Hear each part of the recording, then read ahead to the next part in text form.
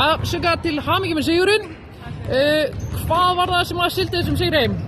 Ég held að það hefði bara verið alla liðsvörnin og liðshelgin. Þetta er bara, já, vörnin besta sóknin, eða ekki? Algjörlega.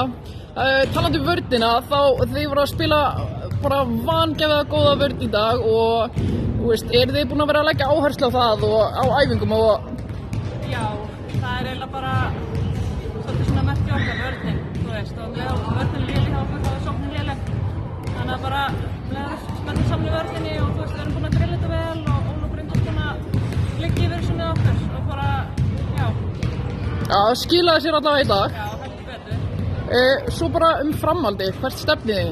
Hvað er framtíðarplanið? Já, framtíðarplanið. Við náttúrulega stefnum bara upp, að sjálfsögðu, Dominos, ekki spurning sko. Og bara, en samt náttúrulega bara einn leikur í einu. Næsta leikur á Söðurkróki, smá hvíld núna.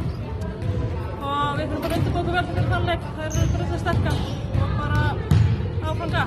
Já, til hamingju aftur.